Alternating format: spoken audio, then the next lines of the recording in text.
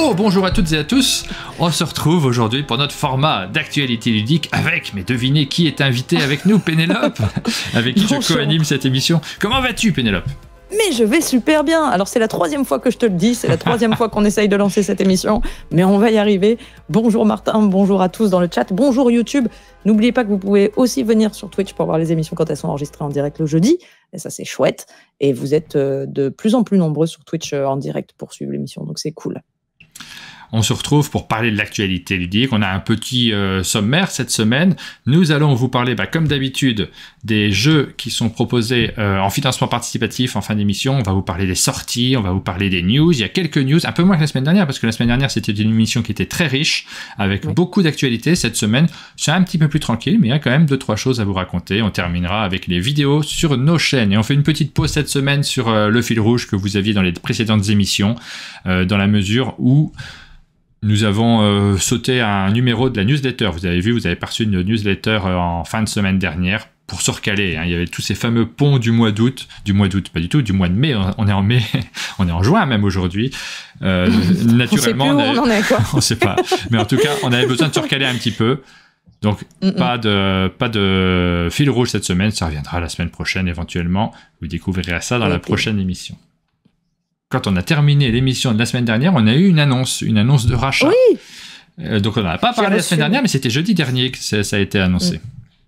J'ai reçu un texto de Monsieur François qui m'a annoncé la nouvelle pour me dire « Est-ce que j'arrive à temps pour l'émission ?» Et il s'excusait de ne pas m'avoir donné la nouvelle juste à temps. Effectivement, rachète Catch Up Games.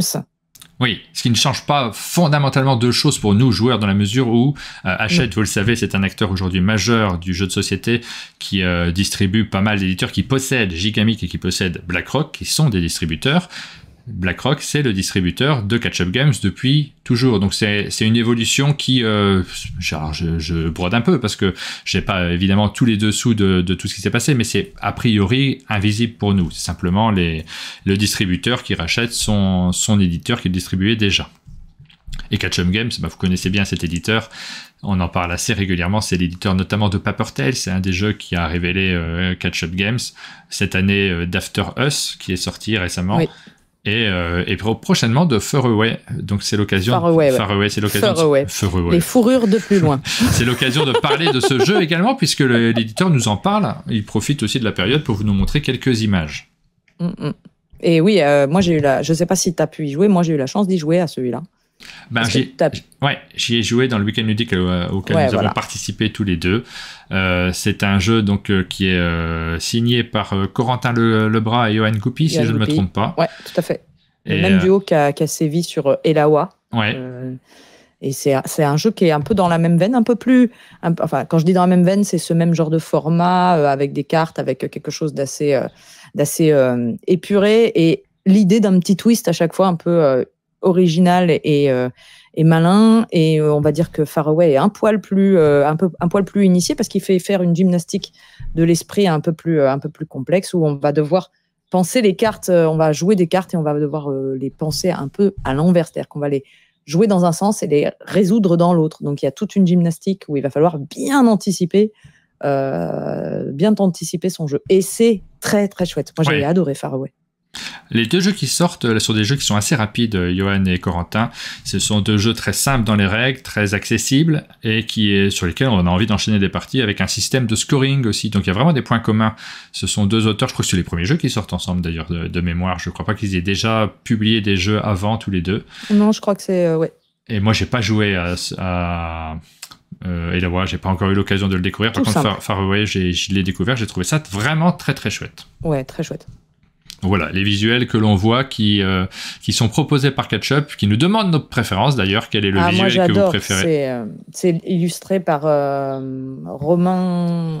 le nom... Maxime Morin. Maxime Morin, voilà, j'étais là, il y a des R, des M, des O. C'est Maxime Morin, c'est l'illustrateur de Petit Peuple et de Codex Naturalis. C'est vraiment un illustrateur que j'aime beaucoup. Space Aztec, je crois. Et de Space Aztec, ouais, dans un style très différent. Nous avons Corentin Lebras dans le chat. On le salue d'ailleurs, et il confirme l'information selon laquelle ce sont les 2 premiers jeux qu'ils ont réalisés ensemble. Voilà, c'était notre première petite actu ludique, donc normalement ça change pas grand-chose, mais quand même c'est une très bonne nouvelle pour l'éditeur, puisque ce qui se passe derrière ce type de rachat-là, en tout cas, c'est aussi plus de liberté pour l'éditeur d'un point de vue administratif, en tout cas, et le fait d'avoir une structure derrière qui leur permet de se sentir un peu plus à l'aise, notamment quand il s'agit de se lancer sur des gros projets. Ça a été le cas de la boîte de jeu. On insiste là-dessus aussi parce que ça vous permet de comprendre aussi ces actualités, comment elles se passent et ce qu'il y a derrière. Une boîte comme la boîte de jeu qui publie des jeux appartient également à Hachette, et ça leur a donné plus de liberté pour pouvoir justement se lancer dans des projets ambitieux. Il y en a quelques-uns dans leur catalogue qui sont très, très ambitieux. Ça permet ça aussi, et là-dessus, on a surtout envie de féliciter les gens de Catch Up Games, de les féliciter pour ce changement qui est très important pour eux. Ouais. L'info suivante, c'est une nouvelle. Moi, je suis contente, j'adore ce genre de news. C'est les petites news rigolotes. C'est un auteur que j'aime beaucoup, Alexander Pfister, qui sort son premier jeu vidéo. Alors, c'est assez marrant parce que ça s'appelle Demon Loop. Et en fait, c'est vraiment un jeu de plateau en jeu vidéo, sauf que le jeu de plateau n'existe pas à la base. Oui. C'est vraiment un jeu vidéo, mais qui ressemble comme deux gouttes d'eau à un jeu de plateau. Il s'inspire de Slay the Spire et Gloomhaven dans l'idée. Et j'ai bien aimé la description parce qu'il dit ça a le charme et la stratégie, c'est lui qui le dit, d'un jeu expert, mais avec les possibilités d'un jeu vidéo. Et on voit ce que ça peut vouloir dire. C'est-à-dire qu'un plateau, du matériel physique, ça a ses limites. Un jeu vidéo, bien sûr, peut dépasser ces limites-là. Donc, on a les sensations d'un jeu de société, mais en jeu vidéo. Je trouve les illustrations vraiment très cool, très chouettes. Ça a l'air d'être assez propre. J'ai pas tout compris du côté loop adventure, parce qu'ils insistent sur le côté c'est un jeu de loop. Alors j'imagine qu'on va recommencer des boucles et des choses, mais sous quelle forme et comment exactement. On a des démons qui vont attaquer un village dans lequel on va essayer de réparer les bâtiments pour nous faire des tas de trucs dedans. Et on va engager des villageois, on va battre des monstres, on va découvrir de nouveaux lieux, etc., etc. Mais ça repose sur donc une mécanique de loop où je sais pas très bien comment ça va marcher, et une mécanique de deck building, ça je connais mieux et ça j'adore, donc j'ai hyper envie d'y jouer. C'est sur Steam, enfin c'est annoncé sur Steam et c'est pas encore sorti, mais ça arrive bientôt. Oui, donc ça c'est une annonce, mais il avait déjà fait des jeux dans lesquels on se promenait et avec des évolutions. Il l'a fait plusieurs fois, Alexander Pfister, donc les jeux vidéo permettent plus facilement ça. C'est ça. Il l'avait fait sur, les noms vont m'échapper, mais Expedition to New Del, qui est un peu mon favori de Pfister, enfin avec Skymines et autres, mais je trouve vraiment celui-là très agréable à jouer avec un bon niveau de difficulté. Et c'est vrai que ça fait penser à ça, ce côté exploration qu'on va retrouver dans le jeu vidéo. Ça permet de se libérer là-dessus. Et plus encore sur le jeu de pirate qui était sorti la même année que Expedition New Del. Et là, c'est là que le nom m'échappe le plus. Peut-être tu l'as, non plus. Bon voilà, vous pourrez compléter chez vous. Oui.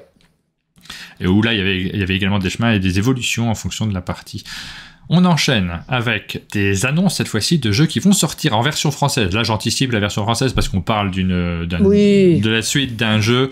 On se doute qu'il y aura nécessairement la version française, et c'est plutôt une bonne nouvelle, puisque c'est le jeu qui a remporté l'As d'Or initié cette année, qui va remporter le Spiel Expert. On n'en est pas encore sûr, on ne sait pas. On dit qu'on verra bien. On ne sait pas, mais c'est un bon challenger. Oui, il s'agit de Challengers, justement, la version 2. Donc, nouvelle version de ce jeu qui va arriver, un jeu de Johannes Krenner et Markus Stavicek qui pêchaient par ses graphismes. Et là, la première chose qu'on observe, c'est que le dessinateur n'est plus le même. C'est Olivier Fanière, qu'on connaît très très bien en France, puisque c'est quelqu'un qui a beaucoup illustré les jeux notamment de Cocktail Games pendant une longue période, et le logo de Cocktail Games notamment. Pendant une longue période également. Je ne sais plus où ça en est là aujourd'hui, mais en tout cas, c'est un illustrateur qu'on connaît bien, qui fait des illustrations plutôt chouettes, plutôt agréables à regarder. Oui, là, c'est quand même vachement plus agréable, même si on retrouve la même typo, même format, on sent que ça se veut quand même cohérent avec le jeu d'avant, mais c'est plus joli, plus travaillé, plus beau en couleur déjà. Cette version-là, elle apporte 4 nouveaux playmats. On va pouvoir se battre à la plage. Moi, j'aime bien ça. Je trouve ça inutile et donc indispensable. 70 nouveaux challengers qui seront répartis dans 370 cartes, et des nouvelles extensions, les entraîneurs, avec des habilités spéciales, qui vont être dans des sleeves. On voit, ça, je trouve ça assez chouette, un sleeve en fait que tu vas prendre pendant la partie, avec d'un côté ta carte d'entraîneur et de l'autre côté ta carte de manche. En fait, quand tu te déplaces, tu prends ton sleeve avec toi. Donc c'est un petit détail, mais je trouve ça plutôt pas mal au niveau ergonomique. Et le gros détail que je trouve vachement bien, c'est que c'est un standalone et une extension. C'est-à-dire qu'on peut le mélanger à la boîte de base ou y jouer tout seul, ce qui est toujours très chouette, ça.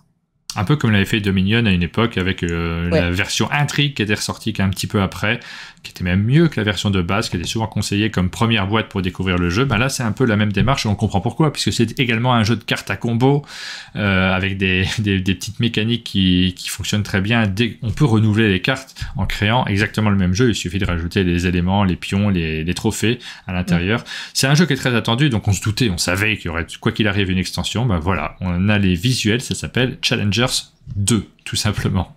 Ouais, il y a Grégory Grard dans le chat qui dit « Youhou, hâte de jouer à 16 ». Alors, je voulais aller chercher cette info, j'imagine que ça va être une possibilité, mais je ne l'ai pas vu. Il me semble que c'est possible, oui. Je crois l'avoir vu, moi. Mais là, comme je ne suis pas sûr à 100% et qu'on annonce les choses, on se fait taper sur les doigts quand on se trompe, on va éviter de dire des trucs qui ne sont pas sûrs. On va dire « on aimerait bien ». Ensuite, alors tu as un jeu qui sort chez Ludonote. Ouais, c'est Kids Express. En fait, c'est la version enfant de Colt Express, tout simplement. C'est annoncé pour 2024, donc c'est pas pour tout de suite. Et alors, juste pour tout de suite mettre un frein, ça sera pas du tout le même jeu, puisque ça sera un jeu en coopératif, un jeu de pichenette et donc de dextérité, donc plus rien à voir. Et ça sera à partir de 5 ans et plus. Donc, on est vraiment sur un jeu pour enfants. Et voilà, pour l'instant, on a juste un visuel et une annonce.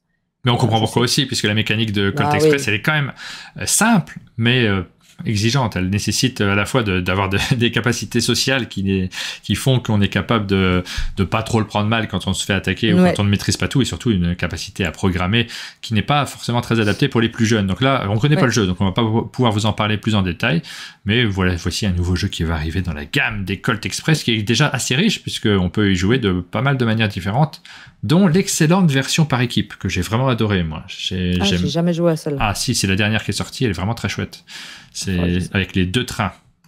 Vraiment très chouette jeu. Ah si, j'y ai joué. Ouais. Bien sûr, j'y ai joué avec l'équipe de Trick Track. Et c'était bien. C'était une chouette... effectivement, c'était assez chouette. Là, c'est difficile de s'ennuyer avec ce jeu-là, donc ça, je vous le conseille vivement. Ouais. Ensuite, on a Wakfu Stories. Alors, je pense que ça avait déjà été annoncé depuis quelques temps, mais je n'avais pas vu la news. Donc, ça sera un jeu qui sort chez Ankama pour fin juin 2023.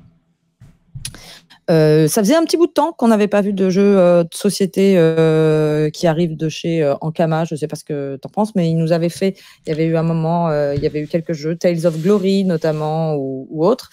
Et là, ils sortent un jeu dans l'univers de leurs jeux vidéo, Dogfus, Wakfu. Et c'est un jeu dans lequel on va devoir, en gros, le thème...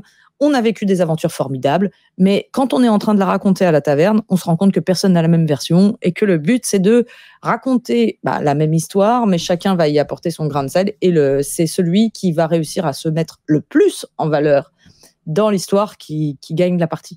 J'ai vu que cette vidéo pour comprendre un peu comment ça fonctionnait, donc j'ai autant dire que j'ai pas tout compris, mais j'aime bien le pitch, j'aime bien l'histoire, il faudra voir comment ça fonctionne après. Ankama, c'est un éditeur qui avait fait le pari du jeu de société, qui est un peu revenu en arrière parce qu'ils avaient créé toute une division qu'ils ont supprimée. Donc, je ne sais pas qui conçoit les jeux maintenant et quelle est leur stratégie. Là, on n'a pas les infos, on ne peut pas vous les donner. Mais en tout cas, il y a un jeu qui sort. Donc, c'est pas complètement abandonné. Ça devrait être assez rapide, d'ailleurs. J'avais noté pour juin, là. Donc, ça va être fin juin. Mais je trouve que, par contre, on a très peu d'infos par rapport à la date de sortie qui arrive. Donc. Voilà. On vous annonce juste l'arrivée de ce jeu. On découvrira ça quand on aura l'occasion d'y jouer. Sinon, il y a un jeu qu'on vous a annoncé la semaine dernière et sur lequel on a quelques images. L'éditeur va, je pense, teaser pendant un petit moment. La semaine dernière, on avait juste une petite vidéo, pas d'image. On ne savait pas trop où ça allait. Il s'agit de Ticket to Ride Legacy, les aventuriers du rail, la version Legacy. Là, on commence à voir des choses arriver. J'ai mon ordinateur qui est assez lent et du coup, voilà, c'est bon, c'est arrivé. J'ai des écrans blancs des fois quand je vous montre les pages qui ne se chargent pas. C'est une version qu'on attend avec beaucoup d'impatience parce que Ticket to Ride, c'est un jeu vraiment formidable et le côté Legacy, moi, ça me fait super envie. On vous en a déjà parlé, on va juste simplement regarder les images ensemble. On n'a pas forcément grand-chose à en dire pour l'instant. Bon, on n'a pas grand-chose à en dire pour l'instant, à part qu'on voit que la carte visiblement va se construire. On voit bien qu'il n'y a pas tout le plateau de jeu d'un coup, c'est des morceaux de puzzle. Et puis, comme ça commence par l'ouest, enfin par l'est plutôt, on aurait tendance à dire que c'est le moment où on a construit les rails et où on a construit le réseau. Enfin, moi, tout de suite, c'est à ça que j'ai pensé. C'est peut-être pas ça du tout, mais ça donne l'impression qu'on va rentrer dans les terres pour les explorer. Il y a plein de choses qui font se poser plein de questions quand on regarde cette boîte. Et on a hâte. On a vraiment hâte. Moi, je trouve que c'est vraiment un jeu qui se prête complètement à l'idée d'un Legacy. Et ce qui me fait plaisir à titre individuel aussi, c'est cette attente dont moi j'ai besoin dans ma consommation du jeu de société. J'ai vraiment besoin d'avoir des attentes, des envies, de rêver un peu devant une boîte, comme quand j'étais gamin et que je prenais le catalogue La Redoute et que j'allais regarder les pages des jouets, parce que c'est les pages qui m'intéressaient le plus.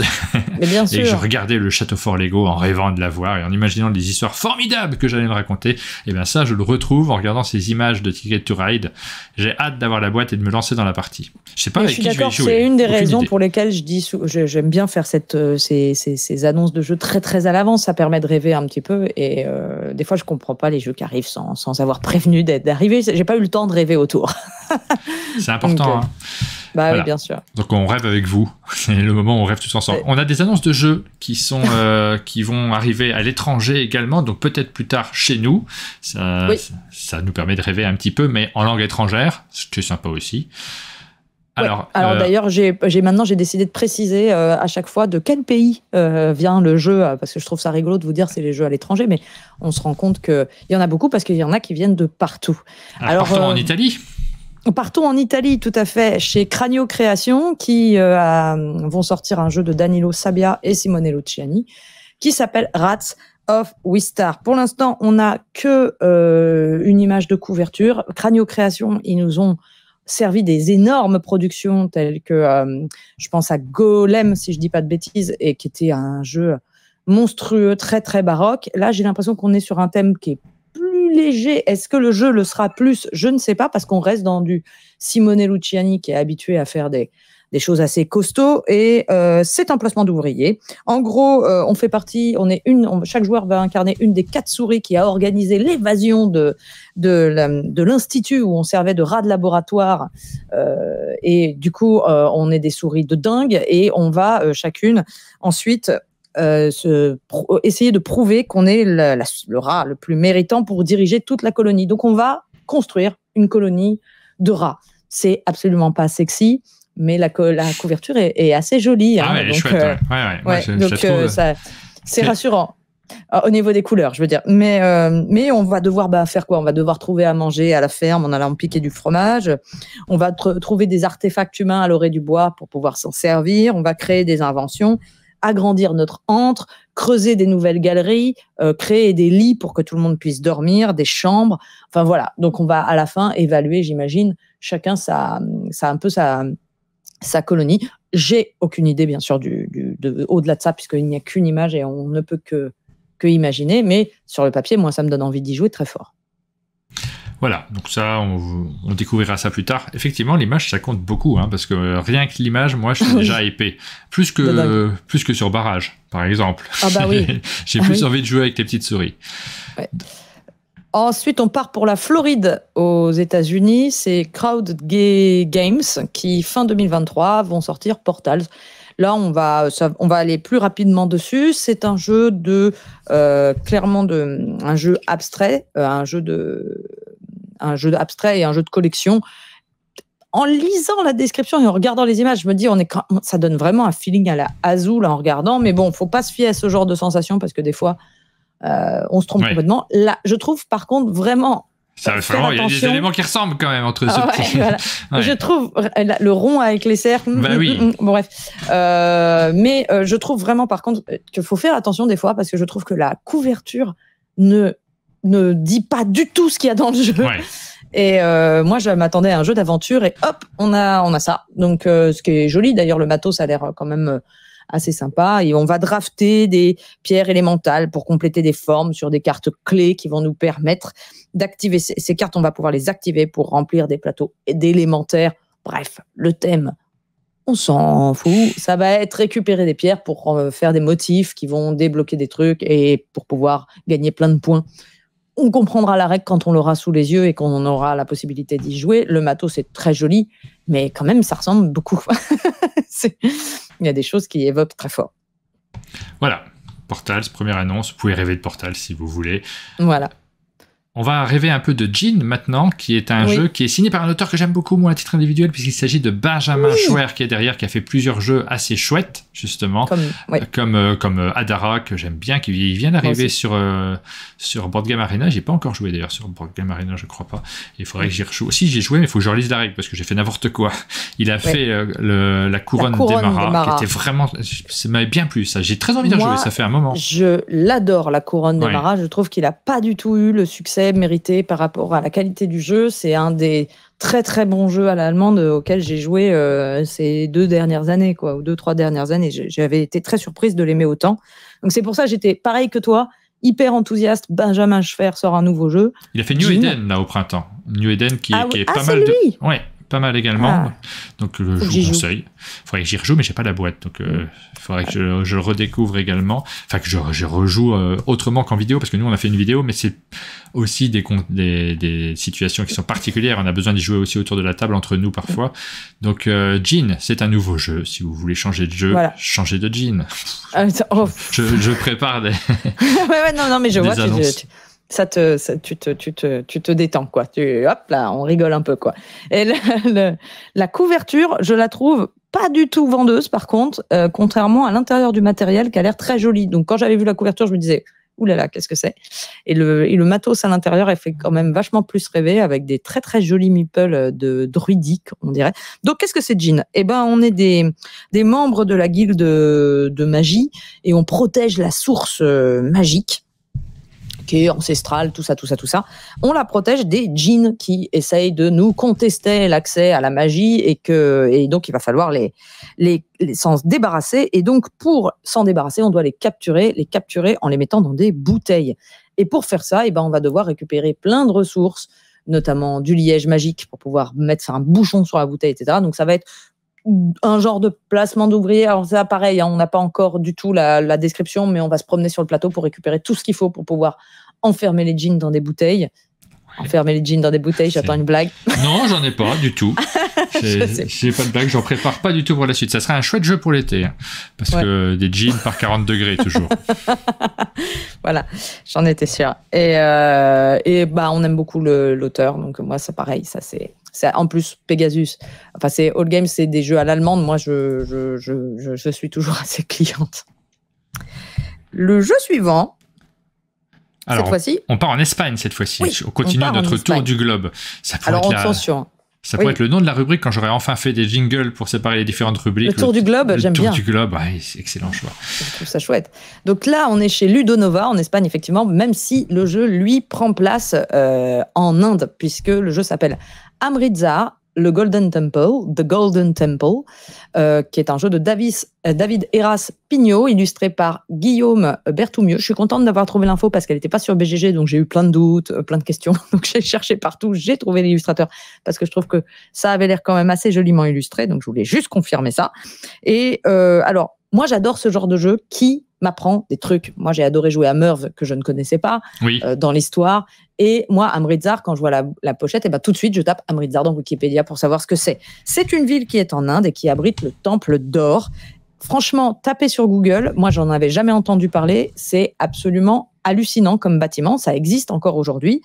C'est le centre spirituel et culturel de la communauté sikh en Inde. Et c'est dans la ville d'Amritsar. Et donc, ce que vous voyez sur la pochette, c'est le temple d'or. Et donc, en fait, c'est un temple qui a été plein de fois détruit, reconstruit, etc. Et dans ce jeu, on va participer à la reconstruction finale. On est des gens qui ont de l'argent, on va dire ça comme ça, à la reconstruction finale de ce bâtiment au moment où il a été réalisé avec 700 tonnes d'or ou quelque chose comme ça. C'est hallucinant. Donc, c'est pour ça qu'il s'appelle le Temple d'or. Ce sera avec une mécanique basée sur le Mancala. On va utiliser des ouvriers et des petits éléphants pour remplir différentes tâches afin de reconstruire le palais. Et il y aura du placement d'ouvriers, des pistes aussi à faire monter de sagesse, etc. Et c'est celui qui aura la meilleure réputation, enfin, partie qui gagnera, etc. Moi, c'est le genre de jeu, j'ai envie d'y jouer tout de suite. Au niveau du thème, ça m'attire complètement. Maintenant, ça peut être là, c'est fou. J'ai ramé un peu pour chercher l'image. Je suis tombé sur plein de sites qui me demandaient de valider des cookies. Voilà. C'est pas si simple dingue, quand on cherche en direct. Voilà. Là, on le voit de profil. Ouais. Oui. En fait, c'est tu veux une autre vue Non, mais non, mais c'est quand même vachement incroyable. Je ne connaissais pas du tout. Et c'est au centre d'un bassin complètement rectangulaire, avec autour on voit des bâtiments. C'est toute une enceinte qui est sacrée. Et le bassin est sacré lui-même. Donc, il y a des gens qui nettoient le bassin en permanence pour que l'eau reste pure. Donc, je trouve ça assez fou. De découvrir ce genre de choses par le jeu de société, moi, ça me fait rêver. Je suis d'accord avec toi, c'est assez chouette et ça nous permet de nous enrichir aussi d'une certaine manière et de rouler des mécaniques en soirée. On pourra parler du temple d'Amizar entre le fromage et le dessert. Ensuite, on va partir au Nouveau-Mexique. Quel voyage! Nouveau-Mexique, État des... Mais c'est bien, tu vois, c'est bien. Je trouve ça super. Moi, je vais garder ça. Et là, pour le coup, j'ai quasiment aucune information, à part que c'est un auteur que j'aime beaucoup. Ben oui, Tom Lehmann, forcément, on le connaît bien. On a eu l'occasion de découvrir pas mal de ses jeux, de vous les présenter, dont le fameux Roll for the Galaxy. Ouais. Et c'est toujours le même éditeur. Ouais, et le très grand Res Arcana. Et alors, c'est chez Rio Grande Game. Bon, à chaque fois, Rio Grande, il nous régale par de magnifiques couvertures. Là, on peut le dire. Elle est magnifique. Elle est magnifique. C'est compliqué, hein. Ouais. Je crois que c'est un. C'est là, allemand. si on devait. Là, c'est. Mais c'est quand même. Il y a Barricadé dans le chat qui dit wow, c'est moche. Je reprends juste. Ça va, mais je suis assez d'accord. C'est assez foufou d'être aussi affreux dans plein de choses, mais c'est pas grave parce que ça reste fait du non humain. Le Hollyhock est donc un jeu de Tom Lehmann, donc un auteur qu'on aime beaucoup, et ça sera un jeu de pli alors un jeu de prise de tricking, donc de pli et de potting. Ça, je sais pas ce que ça veut dire, de mise, de pari peut-être. Il y a aucune description pour l'instant sur Internet. Je n'ai qu'une couverture, un nom, un éditeur. Et à première vue, une taille de boîte, si c'est un jeu de pli, ça doit être à peu près comme ça. Voilà, petit jeu qui va sortir chez Rio Grande avec Tom Lehmann, on regardera forcément. Ensuite, on continue, donc... on revient un peu. On a été loin, mais on revient en Belgique. Avec Shadi Torbet. Shadi Torbet et sa série qui, chez sa maison d'édition Impatience, ils sortent une nouvelle boîte dans l'univers, l'univers. Oui. C'est Sibérion. Ils ont juste mis une photo, on n'a rien de plus, mais ça, pour ceux qui sont fans de la collection, moi je sais que des jeux solo en fait, avec des univers très particuliers et surtout un artwork complètement cohérent entre toutes les boîtes, très parti pris. On aime, on n'aime pas. Moi, je trouve ça plutôt beau. Moi, c'est pas mon genre de jeu du tout. C'est que du jeu solo, un peu parfois dur. mais si vous êtes fan du genre, je sais qu'il y en a plein. Ça peut être une 6e boîte. Eh ben, il y en a une 6e boîte qui arrive. Oh, c'est la 7e boîte, chapitre 7 de Sibérion. Chapitre 7, pardon.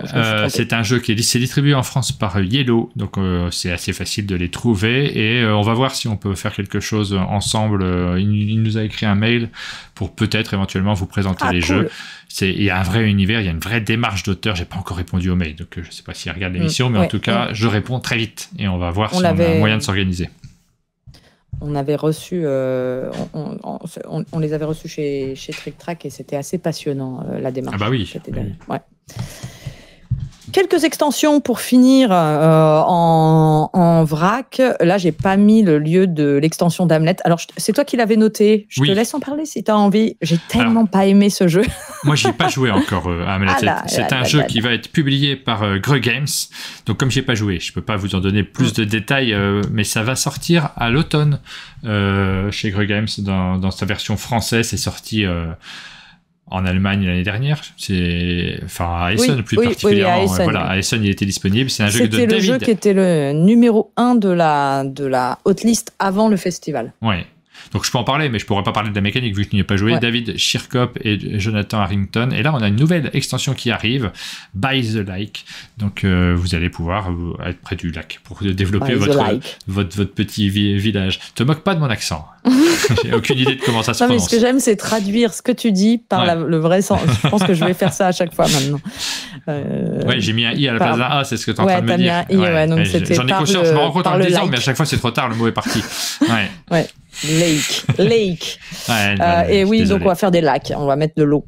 Et moi c'est vraiment une grosse déception ce jeu, mais on en parlera. T'en as fait plusieurs parties ou t'en as fait qu'une? J'en ai fait qu'une, mais c'est le genre de jeu où quand tu fais qu'une partie, je remets pas du tout en cause ton avis, hein, c'est pas du tout ce que je veux dire. Mais non, mais c'est vrai, j'en ai fait qu'une. J'ai pas eu l'occasion d'y jouer. Et je l'ai acheté en plus. Je l'ai acheté à Essen, je suis reparti avec. En fait, son plus gros défaut réside dans la lisibilité du jeu qui rend. Et ça change pas d'une partie à l'autre. Il est vraiment très compliqué au niveau ergo. Peut-être qu'il y aura un retravail à ce niveau-là, mais dans la version à laquelle j'avais joué, c'était très très complexe, quoi. C'était assez affreux. Ensuite, on a Prélude 2 chez Frix Game. C'était la grosse extension Prélude de Terraforming Mars, qui a beaucoup fait parler et avec lesquelles les gens jouent très souvent encore aujourd'hui. C'est un jeu dont les extensions vivent bien en général, celle de Terraforming Mars. Et donc là, on a le deuxième volume de cette extension-là. Tout à fait. Et ça, bien sûr, Frix Games, c'est la Suède. On continue notre tour du monde. C'est une extension Prélude qui était effectivement une grosse extension qui ramène plus de cartes, des nouvelles. Là, il y aura plein de cartes en plus, des nouvelles corporations, des cartes Prélude qui rajoutent des effets qui durent en fait. Donc voilà, ça c'est le genre de sortie qui fait toujours.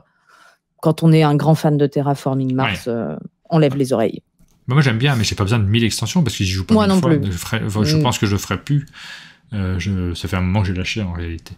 Et j'aime bien le commentaire de Sim qui nous dit Prélude 2, ça n'a aucun sens comme titre. C'est vrai que ça n'a aucun sens. Mon deuxième prélude. Ouais. C'est vrai, complètement vrai. Et enfin, une dernière extension, cette fois-ci à nouveau en Belgique chez Game Brewer.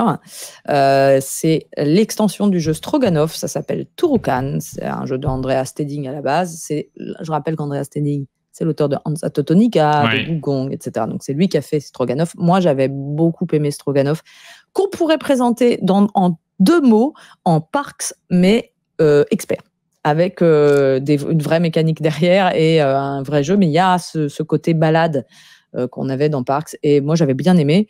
Et donc il a son extension qui sort, Turukan, qui amène 4 genres de nouveaux modules. Je ne veux pas les détailler tous, mais plein de petits trucs à rajouter dans le jeu pour agrémenter vos parties, des pistes, des nouvelles fourrures à collecter, des nouveaux paysages, etc., etc. Moi, j'avais pas été emballé par Stroganov, alors que j'avais pledgé, je avais trouvé ça assez plat en termes de stratégie, à titre perso, hein, mais encore une fois, j'ai joué une fois et je me méfie de mes propres avis. Moi, là-dessus, j'ai eu l'exemple il y a pas très longtemps d'un jeu que j'ai rejoué et que j'ai vraiment bien aimé la deuxième, alors que j'avais trouvé bof à la première. Donc, je me méfie un peu maintenant. Faut vraiment. Non, c'est dur, hein, on peut pas rejouer et vous donner votre avis à chaque fois. Alors, on peut pas faire 5 parties de chaque jeu. Hein.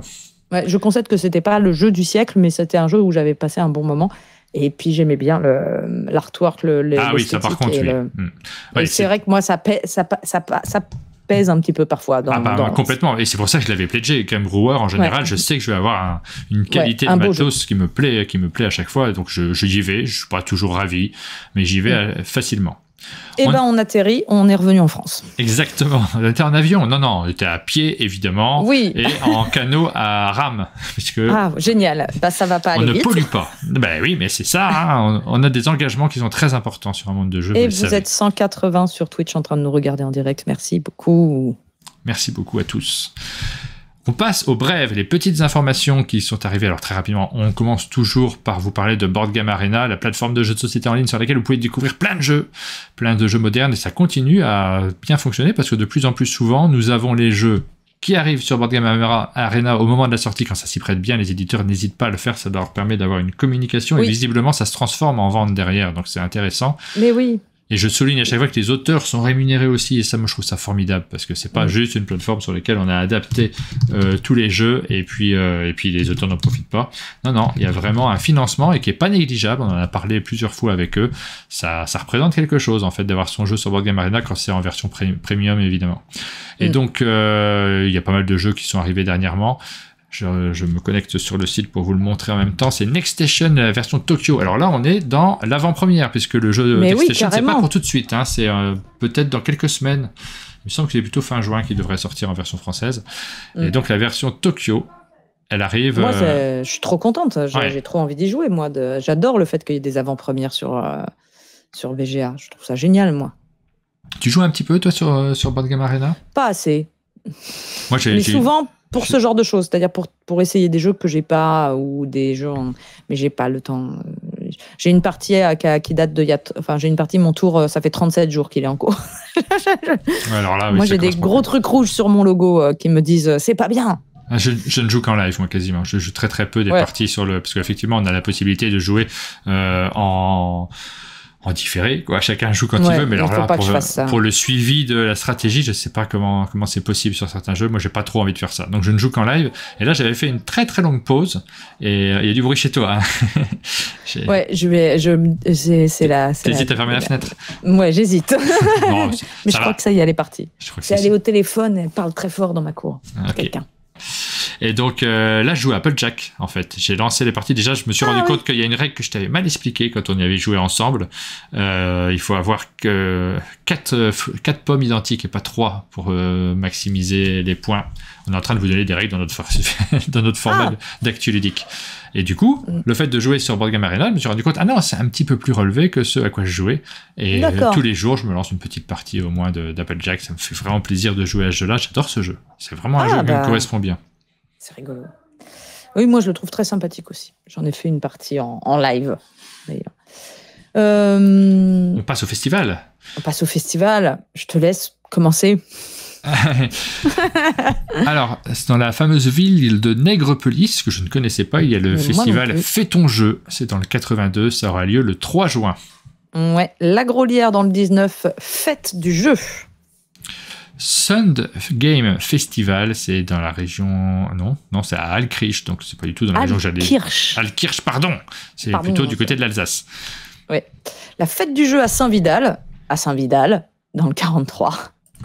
UK Game Expo, donc ça c'est à Birmingham. Si vous avez la chance d'y aller, ça doit être formidable. Et il paraît qu'ils ont un bien meilleur accent anglais que moi. Paraît-il, je suis pas sûr. Il faudrait que j'y aille pour vérifier. Il faudrait que je m'immerge un peu plus longtemps que d'habitude pour essayer d'entendre comment les gens parlent. Mais c'est parce qu'ils s'entraînent un petit peu. Je pense, ouais. À la Plaine d'Argenson Ludique Festival, à la Plaine d'Argenson, dans le 79.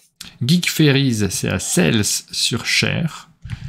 Le festival du jeu de Riom à Riom, dans le 31. Moi, j'ai tous ceux où il y a le nom du village dans le titre. Saint-Iriex organise une fête du jeu. J'espère qu'il y aura Florian Siriex. Les 24 heures du jeu de Châteauroux, à Châteauroux. Et vous pourrez m'y voir, parce que j'y serai en tant que membre du jury des jeux prototypes. Donc, il y a un petit concours, je ne sais pas si je dis petit, ça n'a rien de péjoratif, c'est vraiment, il y a un concours. Et je serai membre du jury à Châteauroux. Donc, si vous allez à Châteauroux, on pourra peut-être se croiser. Nous avons Jeu en fête à Boulogne-Billancourt. Et pour terminer...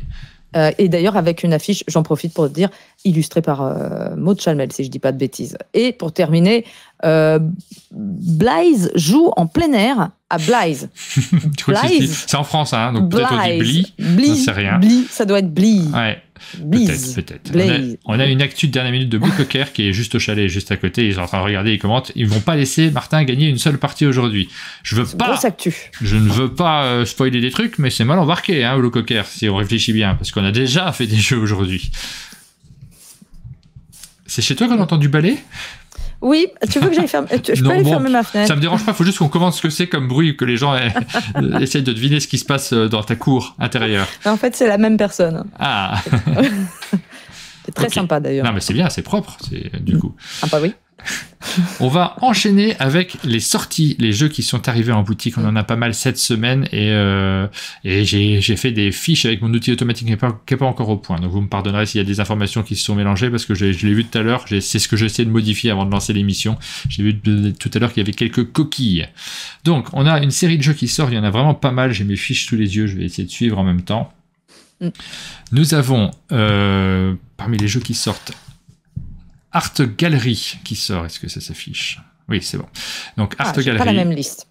Oui, on l'a complété en fait. Moi, j'ai commencé à préparer parce qu'on partage des informations avec Pénélope. Je mets la liste des jeux qui sont sortis au fur et à mesure sur le tableur et après on va explorer tous les sites. Et c'est vrai que je l'ai pas mis à jour en fonction de tout ce qu'on a rajouté à droite et à gauche. Donc ça, c'est un jeu qui sort chez Piatnik. Dans le but, c'est de constituer une collection d'œuvres d'art en misant sur les bons tableaux. Donc on va jouer sur un thème que j'aime beaucoup à titre individuel. Je suis curieux de le découvrir, celui-ci, vraiment. En général, j'en avais pas entendu parler du tout.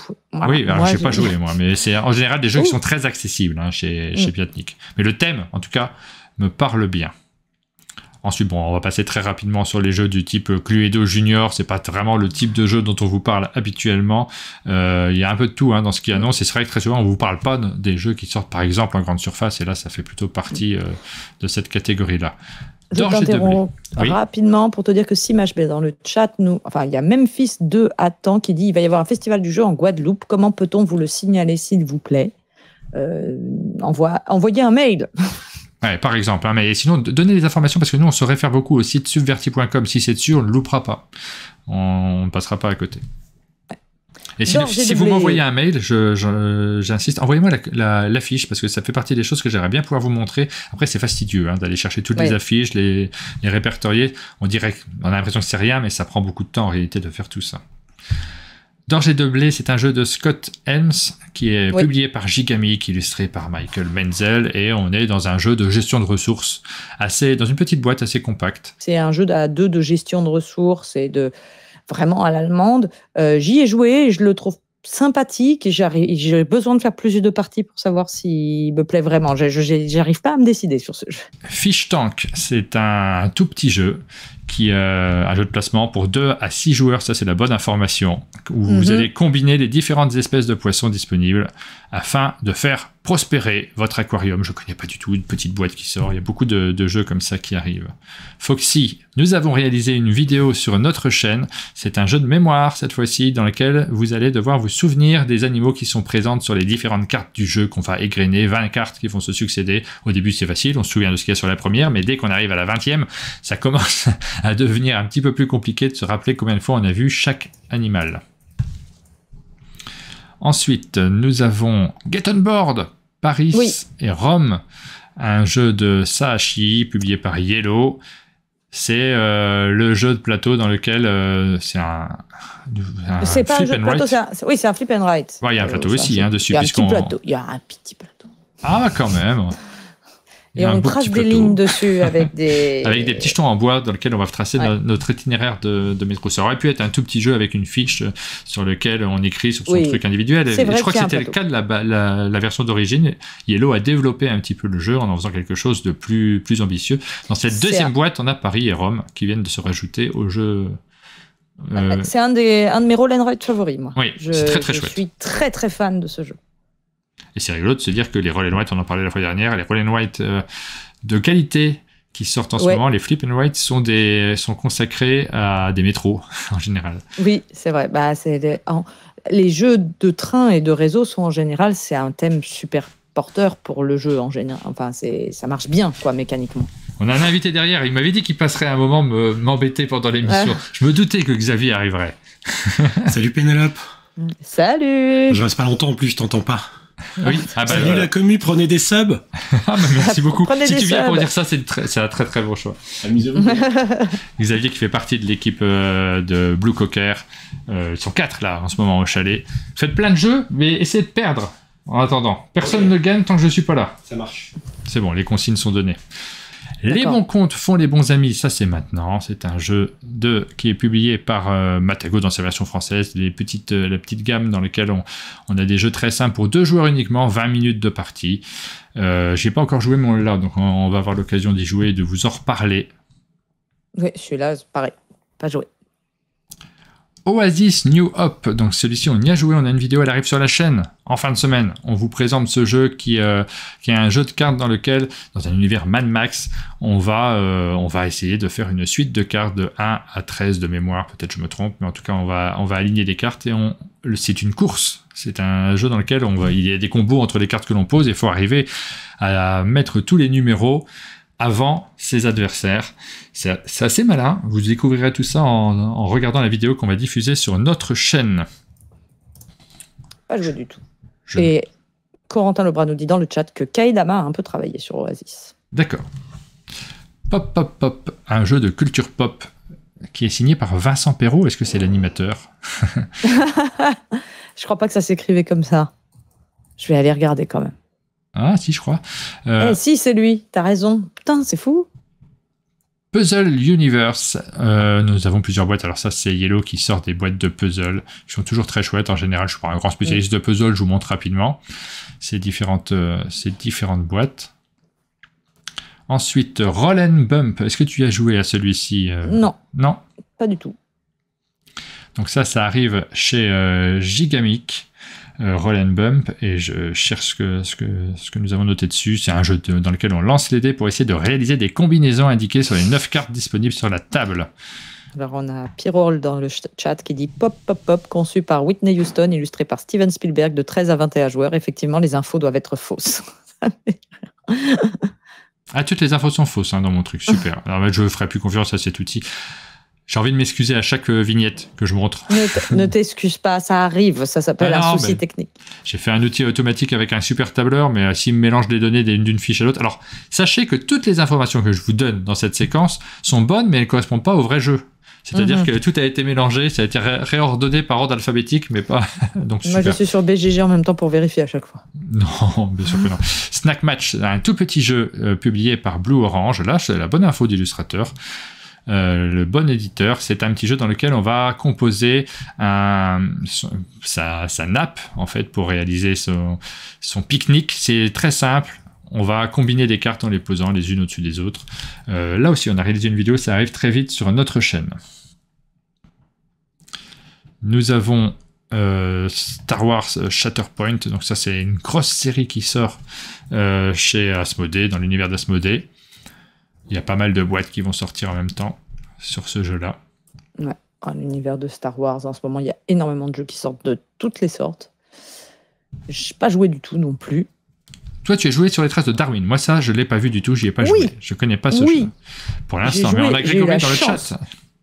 Ah, en plus. Non, j'ai eu la chance de jouer à ce jeu qui est un jeu de Mathieu Verdier qui était derrière Fédération. Alors, c'est assez drôle parce qu'on a vraiment une association d'auteurs, Grégory Gras et Mathieu Verdier, qui n'ont pas du tout fait le même genre de jeu, qui s'associent sur un jeu qui est familial chez Sorry We Are French, et c'est super. Vraiment, sur les traces de Darwin, je le recommande à 2000%. C'est très, très bien illustré. Le matos est absolument incroyable au niveau de la production. Le jeu est hyper fluide. C'est vraiment un jeu familial, par contre. Faut pas attendre. Mais c'est un jeu familial avec, et moi, c'est ça que j'aime, plusieurs niveaux de jeu. C'est-à-dire qu'on peut vraiment y jouer sans prendre trop de calculs, sans faire trop gaffe, et on va quand même prendre du plaisir. Et si on veut, on peut approfondir. C'est des petits jeux qui ont de la profondeur. Il est vraiment très, très bien. Et Mathieu Verdier, c'était l'auteur de Déméter aussi, qui n'était pas si complexe que ça. Ouais. Moi, je suis très très curieux de le découvrir. Tout le monde m'en parle, donc j'aimerais bien le découvrir aussi. Et j'ai fait beaucoup moins de festivals et de présentations presse que d'autres, donc en fait, souvent, j'ai pas eu l'occasion de les découvrir, ces jeux. Je les découvrirai comme tout le monde au moment où ils sortent en boutique, c'est maintenant. Donc j'aurai l'occasion, moi aussi, de découvrir les jeux en écoutant les retours des uns et des autres et en achetant ceux qui sont les plus intéressants. On a une version Unmatched Houdini contre le génie. Donc encore des personnages pour Unmatched qui vous permettent de changer. Tout ne sort pas en version française, mais là, celle-ci, elle arrive, cette boîte-ci. Houdini. Voilà, c'est pour les sorties de la semaine. Okay.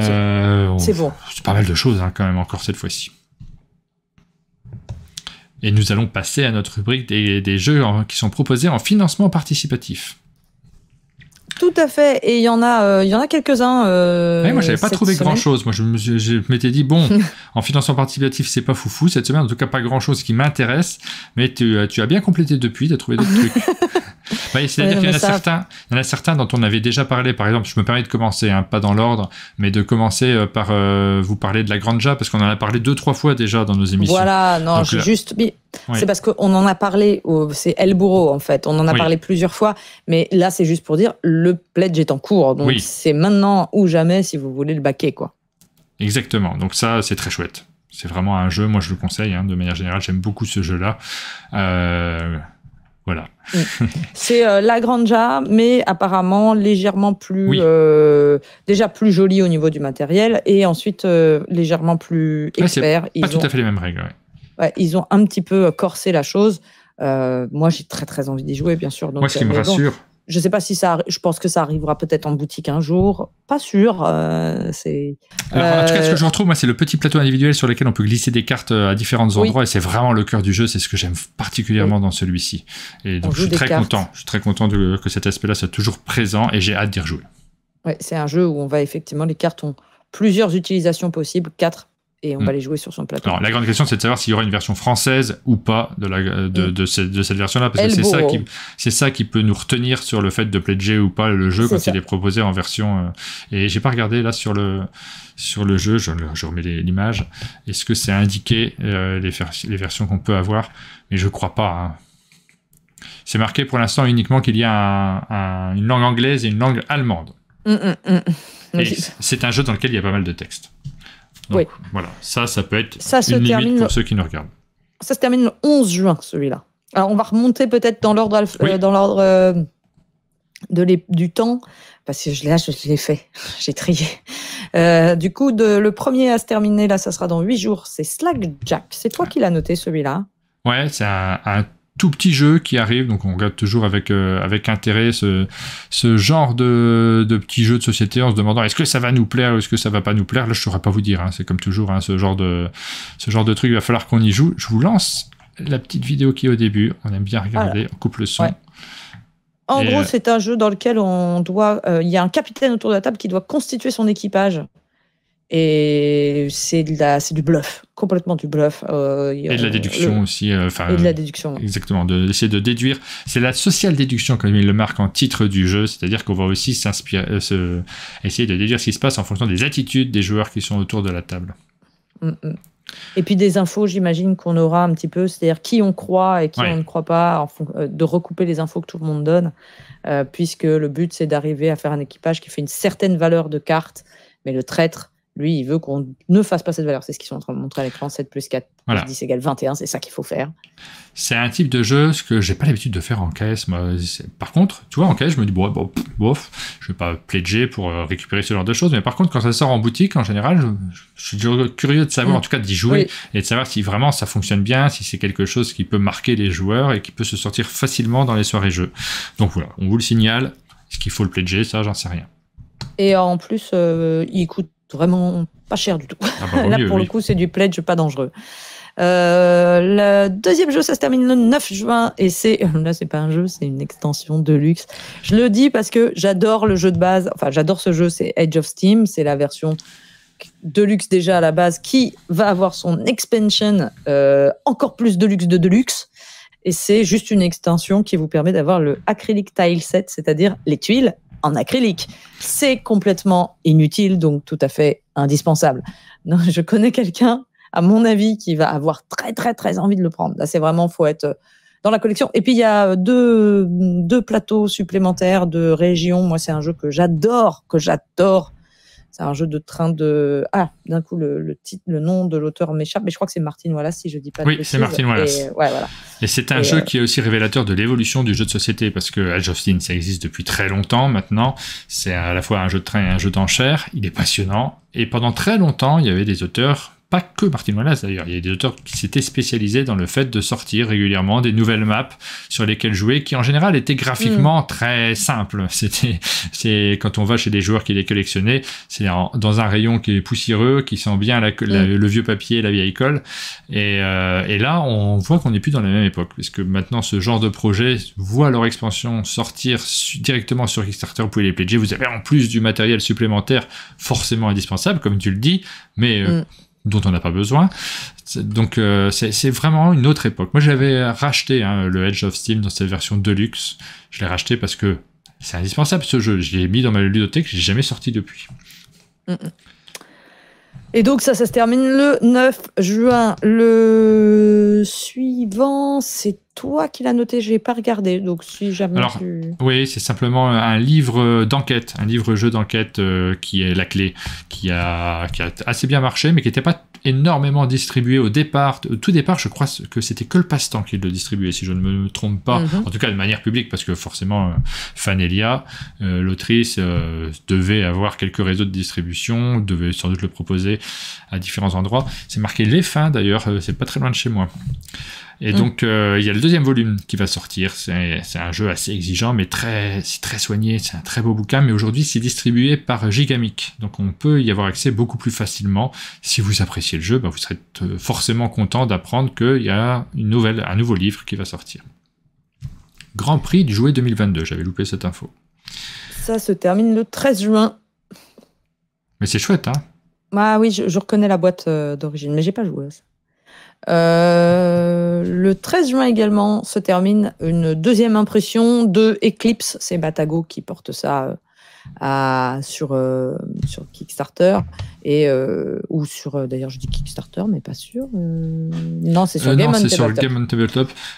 C'est un jeu Eclipse qui est bien connu des joueurs et là aussi on voit une évolution marquante du jeu de société. C'est que ce genre de jeu, c'est compliqué de les réimprimer. On l'a vu plusieurs fois chez des éditeurs qui se posaient des questions. Je me rappelle il y a une dizaine d'années quand les éditeurs se posaient la question, Istari peut-être d'ailleurs, se posaient la question de rééditer Endeavor. Ils essayaient de sonder sur les forums, de savoir est-ce que ça vaut le coup, est-ce qu'il y aurait des joueurs qui peuvent être intéressés par ce genre de jeu.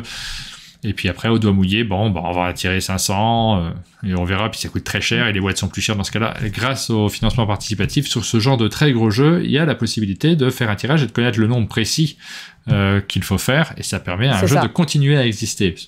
Sauf qu'il faut régulièrement relancer une communication pour que le jeu soit connu. Donc c'est le cas d'Eclipse. Ça lui a permis d'avoir une deuxième vie. Ça lui permet de continuer à exister. Moi, j'ai toujours mon vieux Eclipse. Donc, je suis pas parti sur celui-ci. Avec une très belle édition, là, avec un matos. Ah, mais ça a l'air chouette, hein. Magnifique. Moi, je n'ai jamais joué à Eclipse. J'ai la boîte. Ah ouais. Mais c'est le genre de jeu, ça s'improvise pas en 5 minutes. Et puis, j'ai pas la table vraiment de la bonne taille pour ce genre de jeu. Ah oui, il faut une grosse table. Mais j'ai vraiment envie d'y jouer, quoi. Donc, je pense que je vais aller chercher Rebentis et la forcer à me faire ce jeu. C'est un mélange entre 4X et puis jeu de gestion. C'est assez surprenant, d'ailleurs, comme mélange, parce que des fois...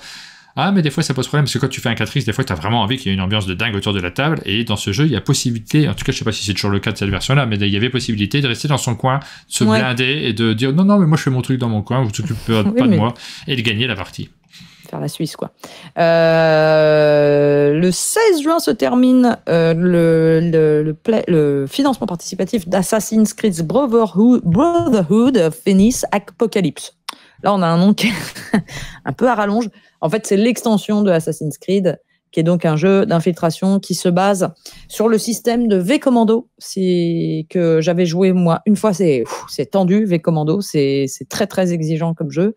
Donc là, on est sur un jeu qui n'est pas vraiment un jeu d'aventure narrative. C'est vraiment beaucoup plus un jeu vraiment d'infiltration et qui colle bien avec l'univers d'Assassin's Creed. La première boîte avait eu beaucoup de succès. Les retours étaient plutôt très bons. Et donc, ça, c'est l'extension Brotherhood of Venice Apocalypse.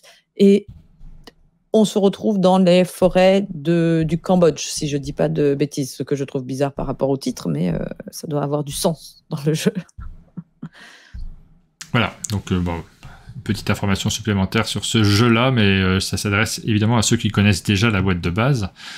Ensuite, on enchaîne avec un jeu qui sort chez Lucky Duck Games, et là c'est leur gros jeu avec application qui sort en ce moment. Gros jeu, non. God's Grave. Into the God's Grave, chez Lucky Duck Game, qui a quand on le regarde, on pourrait se dire, tiens, Destinies. Il y a un côté très Destinies dans le look. Alors, je dis que c'est pas vraiment un gros jeu parce que c'est un jeu d'aventure avec application. Oui. Mais on voit que le matos est assez léger. On n'a pas énormément de choses à installer. D'ailleurs, un peu comme dans un Destinies où c'était assez rapide à mettre en place. Moi, c'était quelque chose que j'aimais bien. Sauf que dans Destinies, on était en confrontation. Là, c'est du coop, c'est plus classique, c'est plus une aventure comme on peut l'imaginer dans un univers fantasy où on avance avec des rencontres, etc. Il y a un système de cartes, c'est card driven. On va jouer des cartes de sa main, on va aussi lancer des dés. Moi, j'ai très envie d'essayer le genre de jeu qu'il faut essayer pour savoir qu'est-ce qui fait le sel ou non. La petite différence en plus dans ce jeu d'aventure. En général, ça va être l'ambiance et la narration elle-même. Hein. Sinon, ça peut être... Et sur ça, par exemple, à Destiny, avait été vraiment très bien. Et je n'ai pas essayé Into the God's Grave, mais c'est le projet de Lucky Duck Game en ce moment. Voilà, c'est ça. C'est aussi dans ce sens-là que je disais, c'est leur gros jeu du moment. Parce qu'ils font beaucoup de localisation Lucky Duck Games. Et de temps en temps, ils ont cette catégorie de jeux qui s'appuie sur des applications. C'est vraiment leur spécialité. Ils sont assez doués là-dessus, je trouve d'ailleurs, puisque ils ont un usage des applications et une expertise là-dessus qu'on n'a pas forcément chez d'autres éditeurs. Donc on est toujours curieux et intéressé. En tout cas, moi, je suis assez client de ce qu'ils proposent. Même quand je suis pas fan du jeu en lui-même, même quand je le finis pas, j'ai toujours un regard qui est... j'ai envie de découvrir en fait l'univers qu'ils ont développé. Aussi, de dingue. J'ai envie de savoir. En plus, je trouve que le plateau joueur et tout le matos là, c'est super élégant. Donc, je me dis peut-être il y a le fameux truc en plus qui fait la différence. Le jeu suivant, c'est Micro Architect. Ça se termine le 20 juin. Ça fait partie de ces petits jeux dont on se dit ceux-là n'arriveront peut-être pas en boutique, ceux-là n'arriveront peut-être même jamais en français, ceux-là sont peut-être très mauvais, ou alors c'est la petite perle étrange qu'on est content d'avoir pledgé et qu'on est content d'avoir chez soi. Je trouve le matos vachement engageant. En gros, on va construire. Il y a des bâtiments à récupérer au centre de la table qu'on va poser sur nos plateaux joueurs, qui ont des petits, qui sont à double couche. Et on met les petits bâtiments dans les petites cases de nos plateaux joueurs. Le but étant de remplir plein de sortes d'objectifs avec ça. Ça va être des objectifs de motifs, de quartiers, de paysages, voilà. Et ça va faire scorer. Est-ce que c'est super? Est-ce que c'est très déjà vu? C'est vraiment ça. Il faut y jouer. C'est le problème, bien sûr, des jeux sur Kickstarter en financement participatif, c'est que c'est toujours un peu un pari. Et on va être charmé par une ambiance et par un thème et par un visuel. Et puis parfois, ça suit et parfois, ça ne suit pas. Mais celui-là, moi, ça fait partie des jeux, j'aimerais bien l'avoir pour l'essayer, clairement. Voilà, Micro Architect. Après, c'est un jeu dont on avait déjà parlé parce qu'on avait annoncé sa sortie. Tu me dis que tu as très envie de le pledger, celui-ci, French Carter. C'est ton jeu de la semaine. Ouais, moi, c'est clairement mon jeu de la semaine parce que, je vous en avais déjà parlé, c'est par les mêmes auteurs que Three Sisters, qui m'avaient complètement réconcilié avec le Roll and Write. C'est-à-dire que c'est vraiment trop, trop bien comme Roll and Write, Three Sisters. Et en fait, ces auteurs se sont spécialisés dans le Roll and Write avec des thèmes trop cool, avec des visuels assez marrants. Et ils ont fait aussi Motor City, auquel j'ai pas joué, mais je connais quelqu'un qui a joué et qui a trouvé ça super aussi. Voilà, c'est Three Sisters, moi, que j'ai pu essayer. Et donc, French Quarter, ça se passe dans la Nouvelle-Orléans. On va utiliser plein de moyens de locomotion, à commencer par nos pieds, mais aussi la voiture, tout ça, pour se déplacer dans la ville et aller d'animation en animation. Le but étant, à la fin de la partie, d'être le joueur qui s'est le plus amusé toute la nuit dans la Nouvelle-Orléans et qui a fait le parcours le plus mémorable. Moi, j'aime le thème et je suis hyper charmée par la façon dont ils arrivent à imbriquer la thématique dans du roll and write et comment ils y arrivent. Dans Three Sisters, c'était vraiment très, très chouette. Donc là, ouais, moi, je suis très curieuse, j'ai très envie de la voir. On se balade dans des routes, ouais, je suis curieux de le découvrir également. Et est-ce que tu vas le pledger? On n'a pas encore les jingles, mais il faut que je les prépare pour le lancer au moment. Ouais. Tu auras l'occasion d'y jouer de ce fait. Ouais. Je sais que Rebentis est fan de Three Sisters, peut-être elle va le pledger, on va voir entre nous. Le jeu suivant, ça se termine le 25 juin, c'est Command of Nature. C'est des mêmes auteurs que les auteurs derrière Unstable Unicorn et plus précisément de Here to Slay et Casting Shadows. Here to Slay, il est sorti il n'y a pas très longtemps. Oui, en version française, c'est Asmodée, je crois, qui distribue cela. Avec un visuel chouette, un côté un côté, c'est un peu foutraque, beaucoup de hasard, mais chaotique aussi, oui. Chaotique, mais pas. C'était pas mauvais. Hein. Je pense qu'avec des enfants, ça pouvait plutôt bien prendre, et j'avais été surpris de pas détester. Donc là, on sent qu'ils sont dans le même, la même mouvance. Sauf que c'est un deck building avec où on va avoir des factions. On va choisir au début une faction avec un chef, et on va construire une espèce de pyramide dans laquelle il y a notre chef et nos cartes de faction.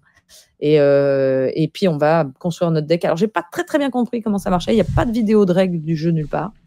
Mais ça ça arrivera, je pense, un jour. Il y a de fortes ça sera forcément en version française. Ça, je pense que ça sera adapté quoi qu'il arrive, parce que c'est un éditeur qui est installé maintenant et dont tous les jeux sont adaptés en version française. Donc très accessible. Il y a des petites figurines en plus. Vous voyez ça, c'est pas sûr que ça soit dans la boîte en version française. Par contre, oui, c'est Kickstarter exclusif, j'ai l'impression. Ah oui, non, les petites figurines, ça c'est sûr. Et ça, c'est sûr en tout cas que faut pas s'attendre à un jeu. Pas sûr, parce que là, de ce que je vois, il n'y a pas le logo Kickstarter exclusif sur les figurines. Ah, c'est joli en tout cas. Elles sont très chouettes. En tout cas, ce qui est sûr, c'est que c'est le genre de jeu qui est très joli, mais qui est très léger. En général, chez cet éditeur, on n'est pas là pour vous proposer un gros défi, c'est plutôt du fun et du plaisir. Voilà. Donc parfois ça marche bien, parfois ça marche pas. Voilà, ça c'était pour les jeux qui sont proposés en financement participatif en ce moment, auxquels vous pouvez participer. Il y en a plein qui sont toujours disponibles. N'hésitez pas à nous dire d'ailleurs quand vous en pledgez. Moi je suis curieux de savoir, parce que c'est un indicateur qui nous intéresse aussi pour savoir, peut-être, parce que vous étudiez les choses également quand vous lancez sur un pledge, ce qui vous tape dans l'œil. Donc il y en a plein. C'est les dernières heures sur Dead Cells notamment. On a réalisé une vidéo dessus. Là c'est le moment de pledger. Si vous hésitez, allez jeter un petit coup d'œil sur notre vidéo. Il faudrait que je la remette en avant sur les réseaux sociaux. Et vous saurez si ce jeu vous correspond, et c'est le moment en fait pour l'avoir dans sa version KS. Et aussi, c'est les dernières heures de La Familia, qui est le très très bon jeu de l'année. Enfin, qui est mon meilleur jeu depuis le début de l'année pour l'instant auquel j'ai joué. Donc, allez y jeter un œil. Et puis, dans les annonces à venir, Cyclades. Qu'on attend. Legendary Edition, c'est toujours le même. On n'a pas noté d'autres pour l'instant qui vont arriver prochainement. On découvrira tout ça dans les prochaines émissions. On continuera à vous parler des jeux qui arrivent en financement participatif. On arrive sur la fin de notre émission. Tout à fait. Pénélope, c'est le moment de vous parler des vidéos qu'on a diffusées sur nos chaînes. Assez peu en ce qui me concerne. Là, c'est clairement la période où on a très peu de mon côté. On avait déjà parlé de Trio la semaine dernière, et il y a un jeu que tu as rajouté sur ta chaîne. Oui, là, j'ai rajouté The Number. Voilà. Mais en fait, j'en ai plein là sur ma chaîne YouTube que je dois mettre en ligne. Il y aura le replay de la partie que j'ai fait d'Elawa, qui était... Alors, je le dis parce que c'était rigolo. Il y avait les auteurs Corentin Lebras et Johan Goupy. Et il y avait Monsieur Guillaume, qui était avec nous pour jouer. Et ça a été un live très amusant. Donc ça, je vais le remettre très vite en ligne. Mais il y a plein de jeux sur lesquels j'ai du retard. Voilà. Et The Number, c'était rigolo.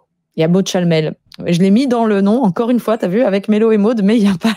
T'as pas encore la vignette de Maud Chalmel? Non. Mais il faut que je lui demande de m'envoyer une photo correcte. Oh, si tu veux, je la dessine en patate. Ça peut marcher. Ça peut marcher. Super, elle va adorer. Je suis pas sûr. Sur ma chaîne, il n'y en a que 2 qui ont été diffusés depuis la semaine dernière. Donc vraiment, on est dans le creux de la vague en ce qui nous concerne, mais parce qu'on a reçu pas mal de monde. C'est pour ça il nous a manqué pas mal de temps pour terminer les montages, mais on en a vraiment beaucoup qui sont quasi finis et qu'il faut qu'on mette en ligne. On vous en a parlé notamment sur Snack Match et puis sur Oasis New Hope qui sortent cette semaine. Donc on vous diffuse les vidéos cette semaine. Mais on a diffusé Foxy, on a diffusé Fucking Dilemma. Voilà pour les 2 vidéos qui sont apparues sur notre chaîne. Vous pouvez avoir une bonne idée de ces 2 jeux. Foxy qui est disponible parce qu'il sort cette semaine, et Fucking Dilemma qui sort dans la semaine prochaine, je crois. Qui sera disponible en boutique. Voilà pour les vidéos que nous avons diffusées. Et on n'a pas de petite rubrique de fin d'émission comme on a d'habitude. Non, pas cette semaine, non. Ça me fait un petit peu un vide. Ça me fait un petit vide dans mon cœur. Alors, les rubriques qu'on aimerait bien faire, moi, à titre personnel, j'aimerais beaucoup. Alors, il y a la rubrique dans laquelle on montre vos ludothèques, on l'a déjà fait 2-3 fois. On a reçu 2-3 photos en plus, mais pas suffisamment pour en faire une rubrique. Mais par contre, j'aimerais beaucoup montrer aussi des boutiques. Ça me plairait. Donc, je réitère mon invitation. Si vous avez une boutique, si vous avez envie de montrer à quoi ressemble votre boutique, ça fera de la pub aussi. C'est sympathique. Et puis nous, ça nous permettra de voir des petites boutiques et des agencements qui sont pas forcément toujours les mêmes. Le côté passionné qu'on peut avoir dans les différentes villes. Donc, n'hésitez pas à nous contacter, à nous envoyer un petit mail. C'est chaletumdj@gmail.com et avec des photos de votre boutique. Moi, j'aimerais bien aussi que les gens nous fassent une photo on en reparlera une autre fois, mais j'aimerais bien une photo de, tu sais, leur jeu un peu, la rareté dont ils sont le plus fiers dans toute leur collection, le truc que tout le monde n'a pas, et qu'on puisse dire, il a ça, la chance. Moi aussi, j'adorerais avoir ça serait rigolo. Et tu as ça, toi, des jeux ultra collector chez toi? Moi, j'en ai pas tant que ça. On a vraiment beaucoup de jeux. Alors maintenant. Non, mais j'ai tant que ça de jeux, mais de jeux ultra collector. Non, j'irai pas jusqu'à ultra collector, mais par exemple, je suis hyper contente de ma boîte de fabrique der Traume en allemand avec la traduction française. Tu vois, des trucs comme ça. Ou ma boîte d'Horrified, parce qu'on n'est pas nombreux à l'avoir. C'est pas le jeu qui coûte une fortune et rarissime, mais c'est le jeu dont on est un peu genre, celui-là, je sais que si je l'amène aux soirées, on sera pas nombreux à l'avoir. Ouais. Rigolo. Voilà, donc pour cette rubrique de fin, ça peut être assez chouette. On va continuer à réfléchir à tout ça parce qu'on trouve ça chouette d'ouvrir également. Cette semaine, il n'y a pas grand-chose de plus. On va terminer comme ça. Vous êtes malheureux du coup, puisqu'on arrive à la fin de cette émission. Il y a, comme je vous l'ai dit, pas mal de vidéos qui vont arriver sur notre chaîne Un Monde de Jeu, mais également sur la tienne, Pénélope, que tu as tourné et qu'il faut que tu reverses. Donc, oui, j'ai beaucoup de vidéos de retard, donc la semaine prochaine, j'espère qu'on en sera 6, 12. Et nous aussi. Voilà. Et puis, on te donne rendez-vous donc à Châteauroux pour ceux qui veulent découvrir Pénélope et lui faire signer des trucs, des dédicaces. Ah, mais si, les gens vont te courir après en te faisant signer leur carnet de dédicaces. Non, mais par contre, n'hésitez pas à venir faire coucou, ça me fait toujours plaisir. Il y a des gens, ils m'ont dit, on t'a vu, mais on n'a pas osé. Mais il faut, c'est pas du tout. Moi, ça me fait, au contraire, ça me touche. On arrive à la fin de cette émission. Tous à Châteauroux, exactement, on va tous y aller. On vous souhaite une très bonne après-midi et puis on vous donne rendez-vous donc la semaine prochaine pour un nouveau numéro de cette émission consacrée aux news ludiques. À bientôt. Ciao.